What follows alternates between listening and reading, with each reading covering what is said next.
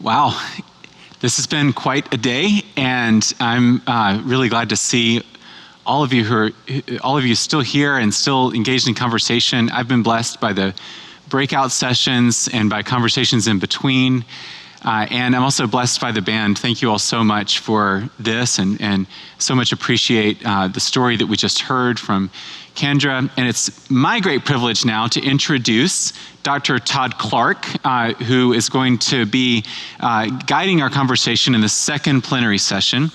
So let me introduce Dr. Clark first, and then Todd, I have some questions I want to ask you. Sure. Dr. Todd Clark is Vice President for Operations for Monarch Behavioral Health, which is the largest nonprofit provider of behavioral health services in the state of North Carolina.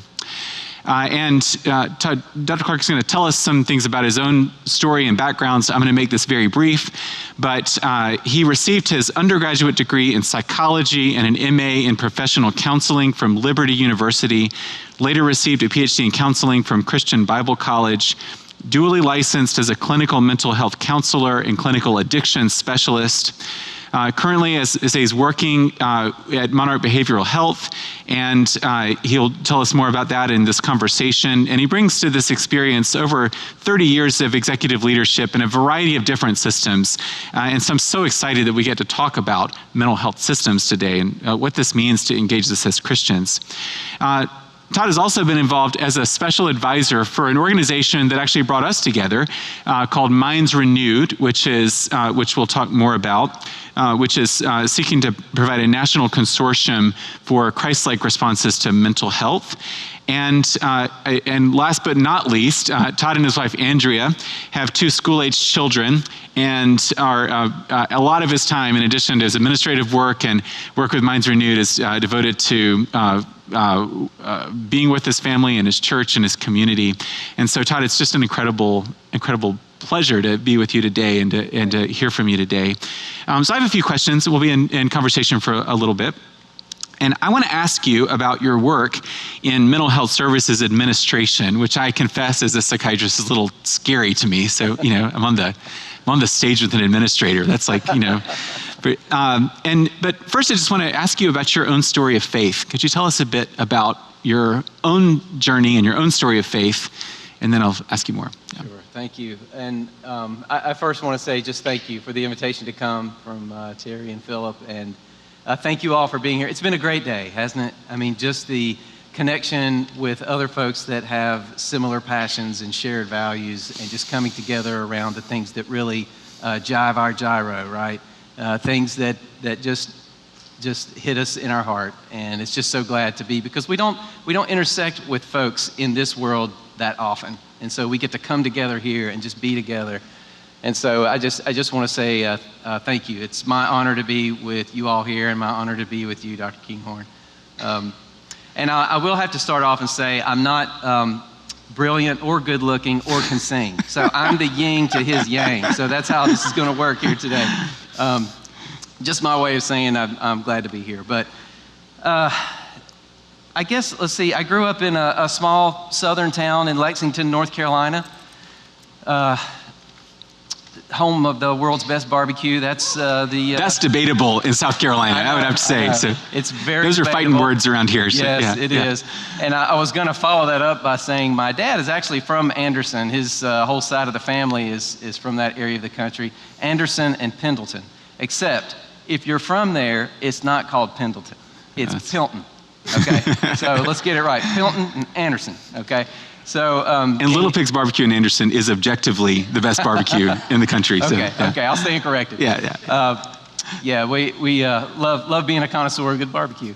But I grew up in a home where my parents were Christian. I grew up in a good Christian home. My dad was an evangelist, so I'm a preacher's kid. Are there any other preacher's kids in here? It's funny. Yeah, we've got several. The last conference I went to at Matthews United Methodist Church, and those, there we go, right down here. Yep. Becky and Monica are here. We had 4 panelists, and 3 of them were pastors' kids. And it's very common to have pastors' kids going not into full-time Christian ministry, but going into some kind of people-helping profession, having lived that lifestyle. But I know what you're thinking. Pastors' kids are always the worst. I know what you're thinking. And I just want to clear this up for you. I want to get this cleared up. When I went to school and I learned psychology, I finally figured out why pastors' kids are the worst. You want to know why? Because we were hanging out with the deacons' kids. See? It's all mathematical. It works out. But grew up in a preacher's home and loved that lifestyle. I did. I loved the lifestyle. My dad was not a pastor of a church. He was an evangelist. So he would travel across the country and we would travel with him. And he was kind of like old-fashioned revival kind of preacher. He would hold a week of meetings at a church and we would be there and then we would go to the next church and he would be there for a week. And we kind of traveled and I kind of liked it. I liked visiting all the churches and eating all their food and, meeting the people and really had a strong heritage of faith that I'm very grateful for. My dad taught me my first lesson in psychology. He was the first real psychologist that I ever knew. Now, he practiced a style of parenting called canoeology. Are you guys familiar with this? Canoeology is a style of parenting that basically believes that if you paddle it long enough from behind, then when you let it go, it'll go straight on its own. So, canoeology. We'll have to do some research on that one. But anyway, just grew up in a family home. I accepted Christ at a young age. But traveling with Dad, what usually happened is after the services, we would go over to the pastor's house, and that's when my dad and the pastor would go, usually in the kitchen table or somewhere, and they would start having some conversations around what the challenges were in church. My dad was a very exhorting kind of a person, and he really liked to encourage the pastors he was with. And so sometimes pastors don't have a great sounding board or church leaders of where they can go, a trusted person, so they a lot of times confided in my dad. And so I overheard a lot of these conversations, and it was a lot of times around, well, this marriage is doing difficult, and I don't know what to do about this, and this person has a drinking problem, and I've got this situation in my church that I think is a mental situation, and I don't know what to do about it. That's the way they would usually frame it. It's a mental issue. I don't know what to do. And so, having a listening ear, I was kind of drawn into those types of conversations, and I began to have a heart for them. I had some family members that struggled with substance use, and we have a long line of anxiety issues on one side of my family, so we've experienced that with panic disorder and different things. So as I got older, I kind of was praying to the Lord about what the calling was on my life, and I kept wondering if I was supposed to go into the ministry. And then one day in the 11th grade, I remember there was a Christian psychologist that came and spoke at the private school that I was attending. We had chapel that day, and he was speaking. His name was Dr. Paul Martin, used to be the director of the Family Life Center at Northside Baptist Church in Charlotte. Came and spoke at my school, and when he spoke, fireworks went off. I said, that's what I want to do. That's what fits me right there. And so I knew I wanted to get a degree in psychology and counseling and go into that line of work. I didn't know exactly what I wanted to do, but I just knew I wanted to do that. I wound up going into the field of counseling and worked for many, many years as a counselor. And even as an executive, this is actually the first job that I haven't had a small caseload. But I've seen people counseled with folks my whole career. But now the one passion that I really do have is that now I get to help church leaders with understanding mental health issues, because my dad still has his circles, and he'll have folks that'll call him and they'll say, hey, Preacher Jimmy, I don't know what to do about this mental situation in my church. And so he'll say, you need to call my son. So he'll give me give them my number, and I'll get to walk them through and talk with them. And you guys know how it is. When you're going through an issue of mental illness in your family, many times it's the first time. You don't know what to do. You don't know who to turn to. You're trying to reconcile this with your theology. I don't understand this. Psychology is still kind of spooky to a lot of church leaders out there. I don't know what to do with it. I've never had the right training to understand how does this integrate with my theology. So my passion now is getting more and more involved in mental health ministry. And there is a large mental health ministry movement in the U.S. And I'm excited to share that with you as well. But that's kind of my upbringing and where I am now. That's great, yeah.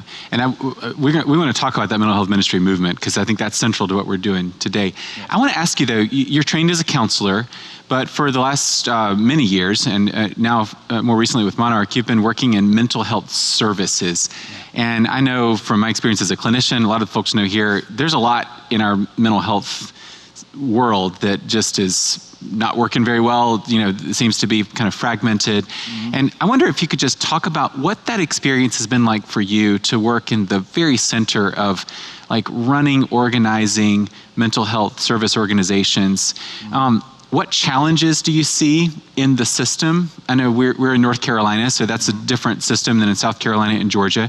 But what challenges do you see? But also, what opportunities do you see for Christians to get involved in those systems to help make them more effective, to better meet the needs of people with mental health problems? Mm-hmm. Yeah. Absolutely. Wow, that's a 4-hour conversation. Yeah. You guys have experienced interaction with the mental health system and the gaps in care and the wait times and the difficulty of access to services. So I'll kind of break it down into some of those issues. I think one of the things that I've learned is that if we depend on the public system to solve all of these problems, we're going to be waiting a very, very long time, and I doubt it will ever happen. I mean, the reality is that the public system is not large enough, robust enough, there's not enough funds to handle all of the mental health issues out there. There just isn't.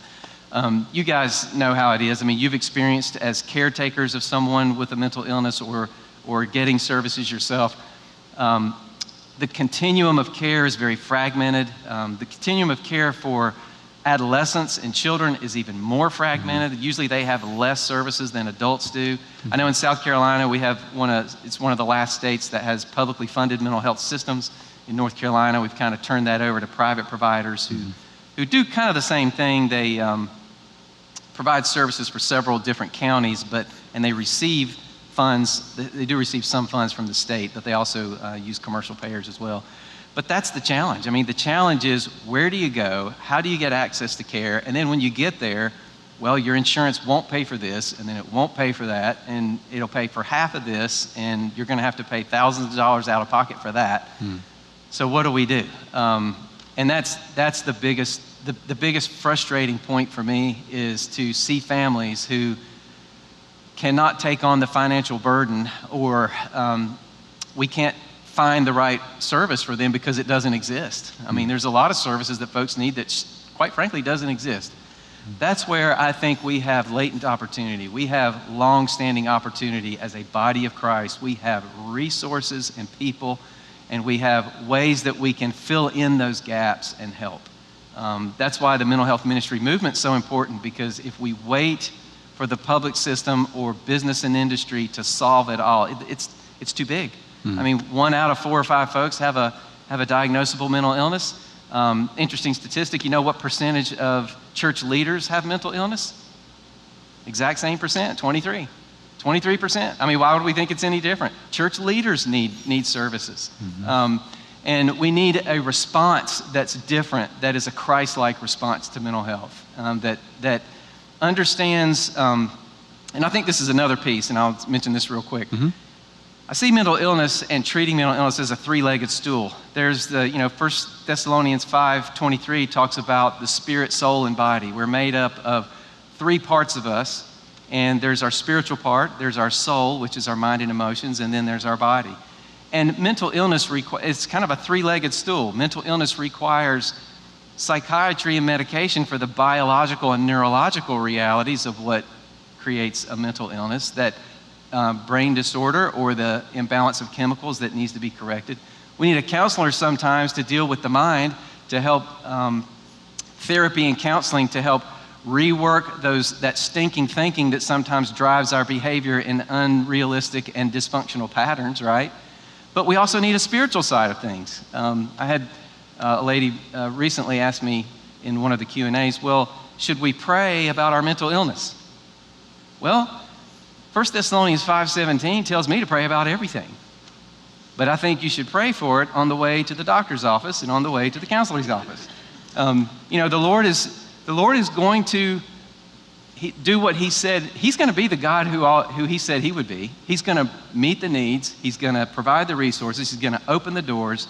But he also gave us the science of psychiatry and counseling to help with the other components of mental illness that can help bring a holistic approach, to that person. Yeah, that's great. I agree with you I work in a different public mental health system, the VA system, and I'm always thinking that as much as the VA, and I'm proud of the work that we do, I think we provide really good care to the people that can get access to the system, but and as much as the VA has been trying to,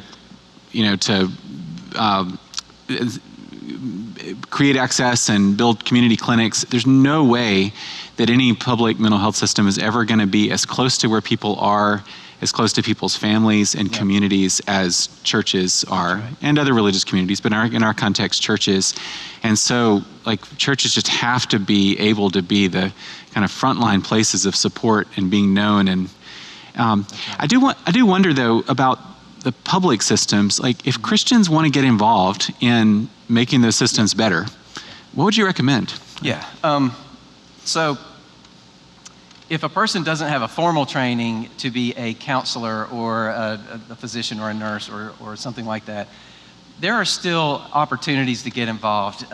Depending on your expertise and what it is, or depending on your experience, in North Carolina, I think the same in South Carolina, there's peer support services. So these are folks who are in recovery of mental illness. They have a little bit of training, and they can be brought on as a supportive partner to folks who are in crisis, or not even in crisis, but may even be in a routine. They're used primarily in crisis situations, but not always.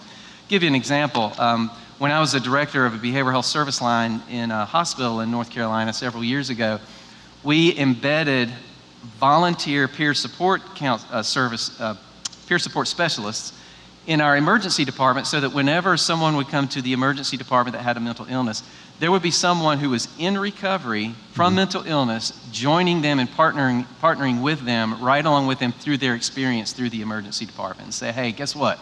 I've been there, and I'm here with you, and I'm going to help you walk through it. Man, does that make a big difference for those who are in that situation.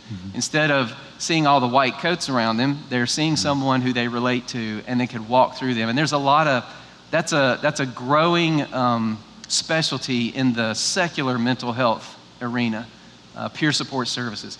A lot of programs will use volunteers, just volunteers for all kinds of things. There are residential programs that want volunteers to come in and support education groups. They come in and support families as they're visiting their loved one. They do all kinds of other supportive work in the program. So sometimes it's a matter of just calling up the program and calling up the service and saying, hey, I'm a volunteer. I volunteer with mental health issues. Here's my connectedness to it. Either I'm in recovery or I'm a caretaker, and I just want to get involved. Some places don't have a volunteer, program, but some do, and it's really hit or miss. You kind of just have to call and see. But that peer support program is a big one that's widely accepted, that I would encourage everybody to look into. Yeah, thank you. Yeah. So I want to transition to Minds Renewed and to the faith-based mental health world. So for several years now, you've been working with this organization called Minds Renewed, which was founded about 10 years ago by our mutual friend, Bob Mills. So tell us a little bit about Minds Renewed. What kind of organization is it? What is its goal and hope? And tell us about your involvement with it. Yeah, so it's funny, when I graduated from school, I always thought that I would go to a church and be a counselor in a church setting. And every time I tried to do that when I got out of college, the door was shut. And I kept trying to kick the door open, and someone else kept trying to shut the door, and I kept trying to kick it open, and it was the Lord. And so finally it took a few times, but I finally got it. So the job I have now is in a secular organization, and what I've enjoyed doing is bringing a faith perspective and a holistic spirit, mind, body perspective to the secular arena, because I think there's a two-way street of understanding that needs to happen. The secular community needs to understand the reality and the benefits of the spiritual part of life and how it is the third leg on the stool for mental health issues. The church has a great handle on the body and spirit, the church needs to understand a little bit better about how the mind works and how the mind is, what the mind-body connection is, and helping understand that. So I would like to see seminaries and Bible colleges teach our church leaders more about that. But to get back to your point, Minds Renewed is focused on doing those two things, but primarily Minds Renewed is an organization that's dedicated to a Christ-like response to mental health. And I do need to bring greetings from our president, Bob Mills. He wanted to be here. He had some health issues that prevented him from being here, but I do want to say that Bob is a friend of Terry and Philip and really wanted to be here. And I'm going to rub it into him, the great dinner that we had last night, since he missed it. But anyway, so Minds Renewed started out wanting to be an organization like most mental health ministries who were focused on the seeker of mental health services, someone who's looking. And we are a consortium of behavioral health professionals across the country. And we wanted to create a 12,000 member network that was all across the country that folks could contact, and they would know the resources of any given area of any country in the United States. Just a small little goal. We found out that goal was incredibly large, and even though it's still kind of on the back burner for us, we've pivoted that mission, and now what we're focused on, Bob, our president, he is a real connector. Back before he retired, he was a vice president of advancement and fundraising at Wake Forest University. And so he's a connector. He connects with people. He's very relational. He has a lot of contacts across the country. And so he made a lot of connections with other mental health ministries across the country, and he began to notice something, that there is a mental health ministry movement, and I'm going to define mental health ministry in just a second. But what we're finding is that a lot of those ministries are coming and going. They're finding it hard to stay open. They're finding it hard to keep going. Many of them are not connected with a church. They're freestanding. So the sustainability of their organization is extremely difficult. So he saw the need for some organization to come together and pull this group together and share resources, share ideas, make connections, bring the movement together so that our synergies together can help each other more than we could siloed apart from each other. We heard Terry and Philip talk about their connection with Saddleback Church, and what a relief it was to talk to someone who already sort of knew what to do, had already done it in a church, and knew the ropes. And so Minds Renewed is coming along beside other mental health ministries, and we'll talk about how we're doing that in a second, but to help support, connect, and even encourage the sustainability of mental health ministries across the country. And that's what we're focused on now. Yeah.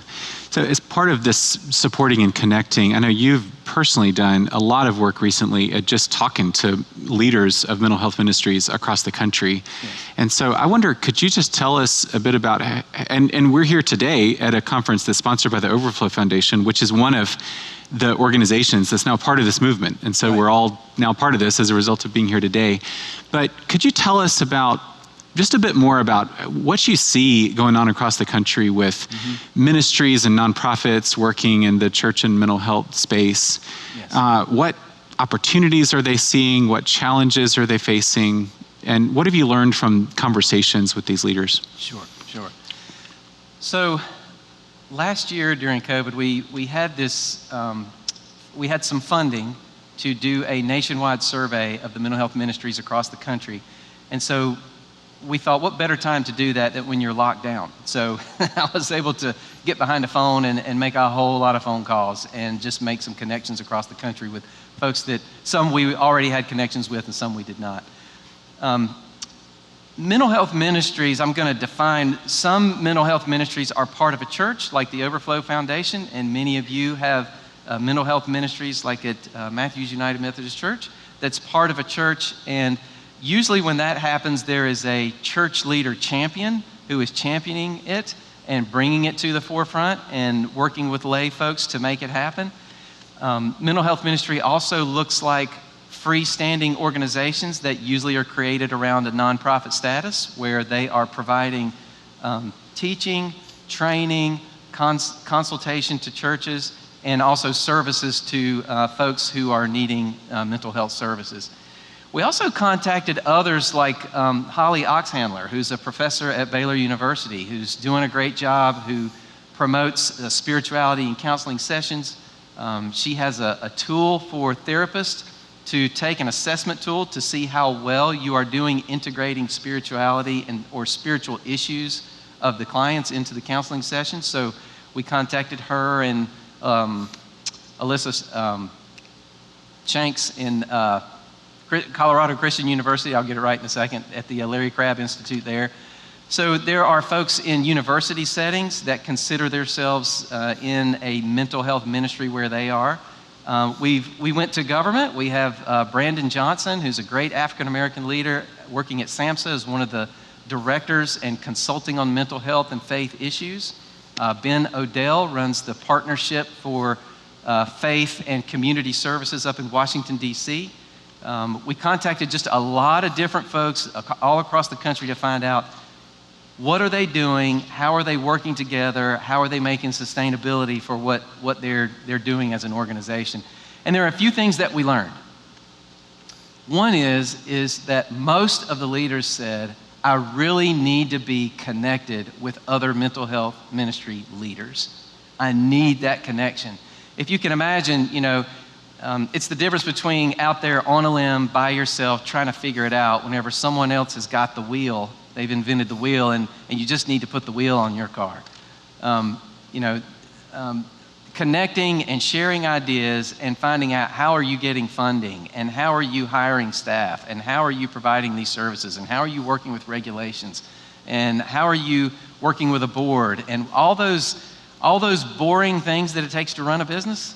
A lot of times mental health ministry leaders have a lot of zeal and passion and want to go after the ministry, but do not have all of the expertise on, I would call, the business or operation end of things to make sure that it's sustainable and can keep it going.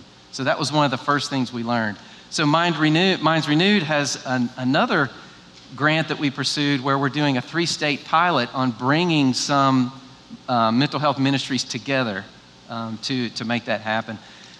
Another thing is easy access to other mental health ministry leaders and other mental health ministries. So it's one thing connecting at, say, a national conference or connecting now and then, but can I get real-time access between folks who work in mental health ministry on a regular basis, especially the ones who are successful and doing it really well? So we are in process of figuring out how do we set up a probably some electronic version way of, is it a message board? Is it through social media that's private? Is it some other mechanism where we can have regular conversations between ourselves to help us with, run our organizations and keep them, again, sustainable and to grow and develop as an organization. And I'll stop there. I mean, there are a few other things that we can do that we're trying to do, but that's the main thing. It's making sure that the passion that God has laid on our heart, how do we put things together so that it's sustainable for the long run and doesn't succumb to a lack of finances or a lack of manpower or a lack of whatever and go away. So you spent a lot of time on the phone with leaders, and you just told us some of the kind of broad themes that you heard.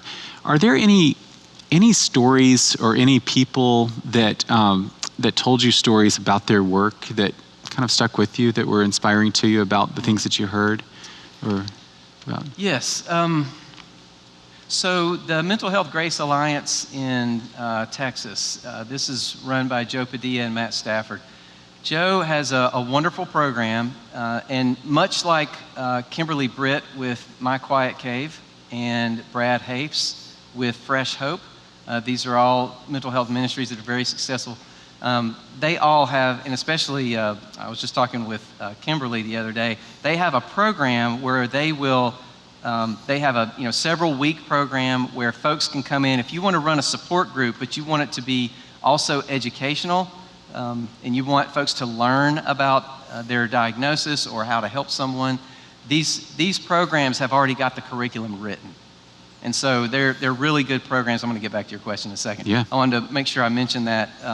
Let's slow that down a minute just to give people a chance to take notes on the specific program. Sure. So you mentioned 3, I think. So can you say those again? Yeah, Kimberly Britt with My Quiet Cave. And she also has like a checklist that you can do to kind of see where your mental health ministry is, and giving ideas of, and in fact, there's another organization called Key Ministry by Steve Grekovich, who also has a checklist that a church can take and say, is my mental health ministry meeting all of these needs? And not that every ministry has to meet all of them, but it may give you some ideas on what gaps you might want to think about filling. But those are two. The other one was Brad Hafes with Fresh Hope, which is HOEFS. That's correct. In Omaha, yeah. Good German name. Yeah. And then Joe Padilla and Matt Stafford with the Mental Health Grace Alliance. So Joe has an interesting story, and basically the way Joe, I'm probably not gonna get this straight, but he was an accountant or something in finance. I can't remember. He's gonna shoot me if he's gonna beat me up if I don't remember what this is. I can't remember. But anyway, his wife had a mental illness and was diagnosed, and he basically didn't know where to go, didn't know where to turn, and so he began praying, Lord, show me what to do for my wife. And it was through that process that they both learned together what mental illness is. He started writing down like a good engineer would, or accountant, whatever he is. And he started writing down all the different particulars of how to break this down into simple language and simple terms for folks to understand it and understand how to deal with it. And so his curriculum is kind of built that way. It took them years to develop the curriculum, but they wrote the curriculum knowing that lay people needed to get all of the psychology jargon out of it and just work a program that shows them how to bring balance back into their life, that again addresses that three-legged stool, the body, mind, spirit connection, and how to incorporate those back into the person's life in a balanced way so that recovery can be a holistic recovery. And hearing her story and how she came, she was on medication for a while. I think she came off of medication. She's doing great now, and they had this ministry, and it's a fantastic story. There's a lot of stories out there. A lot of mental health ministries came together from personal lived experience, much like here, where they wanted to do something more. Yeah. One thing I would just add to that with respect to the mental health ministry movement is that the American church is so split in lots of different ways, and especially along kind of evangelical, mainline, Protestant lines, and there's a lot of just non-communication, but mental health is not a respecter of your theology. Everybody's trying to figure out what does it mean to support people who with bipolar disorder and depression and substance use, and there's the organizations that are kind of all over the spectrum, and so most of the ones that you just named, like Fresh Hope and My Quiet Cave and Mental Health Grace Alliance, operate mostly, not all, but mostly in the evangelical Protestant world, but there are some that work more in the mainline Protestant world. So Sarah Griffith Lund, L-U-N-D, is a United Church of Christ pastor in Indianapolis who does a lot of writing and speaking about mental health, and she writes really for a kind of a mainline Protestant context. Alan Johnson is also, I believe, a United Church of Christ pastor who's now retired in Boulder, Colorado, and he has for a while he ran the I can't remember the name of it, but it's a mental health ministry of the UCC, which is a pretty liberal Protestant denomination, and he actually has some resources on if you want to start a church support group for mental illness, this is how you do it. So there's some very practical resources that his ministry offers. Mm-hmm. So one of the things I love is that there's actually more overlap in some ways and more kind of talking around these issues of common interest that can actually bring Christians together who often don't have much to say to each other in the United States right now. And so that's one thing that I really, really respect about it. Absolutely. Yeah. I wonder, let's transition from, we've been talking mostly about nonprofits, and a lot of folks here are listen, I'd love to start a 501c3 or a nonprofit, but I'm just trying to figure out how my church can be more, just more responsive. How can we go from zero to something more than zero in terms of the way that we think about mental health? And so do you have do you have any recommendations for practical things that you've heard that churches can do, whether they're really small churches or whether they're large churches, to begin to build a culture of support for people with mental health problems? Yeah, absolutely. And that is a great question, because every church has a different culture, and so the way you approach that culture is going to be unique to that church. I think we've seen a good example at this place, though, of some of the first things that I would recommend, and that is, number one, is to talk with other mental health ministries that are in churches that are supportive, and ask them how they did it. So I could stand up here and give you a lot of ideas, but it's the boots on the ground, it's the church leaders and the lay folks in those churches that really, talk with Becky over here and Monica, talk with, Terry and Lee and many of you out here, talk with other churches who are doing it and say, where did you start? And some churches are going to have to start where their church leaders are not informed about the issues at all. Now, I would have a hard time believing that it hasn't knocked on their doorstep at all. But there may be some church leaders who haven't thought about creating a mental health ministry. So sometimes it may start with, and I've done this before, a CD. Here's a CD of someone speaking about it, and hand it to your church leader and say, just watch this when you get a couple minutes and tell me what you think about it. That may help there may be some seed planting that needs to happen first. CDs that the Warrens have, or that this church has, or other places. And it may be a link on YouTube. Hey, I'm going to send you a link. Can you just look at this? It's 5 minutes long, or it's 20 minutes long. Here's a pastor talking about mental health ministry. This is something that I really believe in. I really would love to start something here addressing this issue. So it may be that. In some denominations, it may be coming before a particular committee that's, in charge of the medical teams of the church, or something to that effect. I was just talking with a gentleman this week, and he was talking about the way I'm going to get into my church is through their medical team. They're putting together medical professionals to address any medical issues that happen on campus. And I said, well, what about the mental issues? And I said, ask them about that. What about the mental health issues that happen on your campus? So that may be the door opener there. So, that may be another way. If you're pastor, or of a church leader, let me back up. There may be, the best way to do it in a church is to find a church leader champion. I think that's what I'm trying to say. Who's the church leader champion that can help you champion this to the senior leader, to say, this is something that we really think is important and we want to help people in this arena. But ask other mental health ministries how they did it. How do you approach it? Who did you go to first? I would want to sit down and find out a little bit more about your church and how it functions, and then kind of go from there. Yeah, that's great.